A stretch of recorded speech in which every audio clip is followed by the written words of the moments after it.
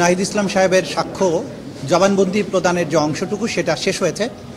আপনারা সবাই শুনেছেন যে তিনি একজন সমন্বয়ক হিসাবে এবং জুলাই আগস্টের যে ছাত্র গণ অভ্যুত্থান ছিল সেটার একদম শীর্ষ পর্যায়ের নেতৃত্বের জায়গা থেকে তিনি কিভাবে দেখেছেন এই আন্দোলনটা কিভাবে শুরু হয়েছিল, বৈষম্য বিরোধী আন্দোলন, কোটা বিরোধী আন্দোলন প্রথমে কিভাবে শুরু হয়েছিল, কিভাবে সরকার সেটাকে দমন পীড়নের মাধ্যমে যখন দমনের চেষ্টা করলো, এটাকে নিশ্চিহ্ন করার চেষ্টা করলো, কিভাবে আন্দোলন বেগবান হলো এবং কোটা পদ্ধতি বাতিলের ব্যাপারে তদানীন্তন প্রধানমন্ত্রী আসামি শেখ হাসিনা যে চাতুর্যপূর্ণ অবস্থান নিয়েছিলেন সেই ব্যাপারে তিনি বলেছেন যে আসলে তিনি বলেছেন যে রাগের মাথায় আমি বাতিল করেছি, অর্থাৎ তারা বুঝতে পারছিলেন যে কোটা পদ্ধতিকে আবার ফিরিয়ে আনা হবে।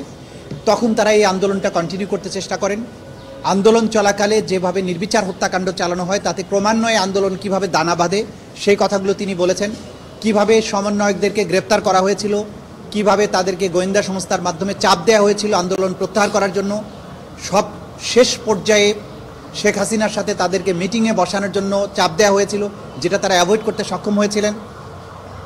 গোয়েন্দা সংস্থা এবং সরকারের চাপে তাদের ইচ্ছামতো স্টেটমেন্ট না দেওয়ার কারণে নাহিদ ইসলামকে অপহরণ করে আয়নাঘরে বন্দি রেখে তার উপর যে নির্মম নির্যাতন চালানো হয় সেটার বর্ণনা তিনি দিয়েছেন। কিভাবে তাকে রাস্তার মধ্যে জলসিঁড়ি প্রজেক্টের ওখানে ফেলে দেওয়া হয় সেই বর্ণনা তিনি দিয়েছেন। এবং বিশেষ করে 17, 18 জুলাই, 19 জুলাই যে নির্মম হত্যাযজ্ঞ হয়েছে সেগুলোর বর্ণনা তিনি দিয়েছেন। সর্বশেষে 3রা আগস্ট শহীদ মিনারে যে ছাত্র জমায়েত হয়েছিল, গণজমায়েত হয়েছিল, সেখানে তার বক্তৃতা দেওয়ার কথা তিনি বলেছেন। এবং শেষ পর্যন্ত 5ই আগস্টের যে কর্মসূচি, বিশেষ করে 4 আগস্ট রাত্রে তারা সারা দেশ থেকে লং মার্চ টু ঢাকা কর্মসূচির যেটা ঘোষণা করেন সেই ব্যাপারটা তারা কেন করতে বাধ্য হয়েছিলেন সেই প্রেক্ষাপটটা তিনি বর্ণনা করেছেন।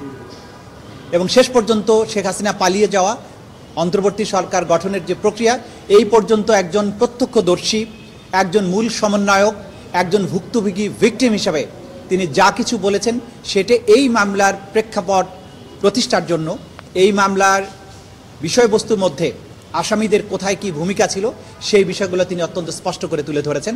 সেগুলো এই মামলা প্রমাণের ক্ষেত্রে অবশ্যই অসম্ভব রকমের গুরুত্বপূর্ণ ভূমিকা পালন করবে, কারণ তিনি ছিলেন ফোরফ্রন্টের যোদ্ধা।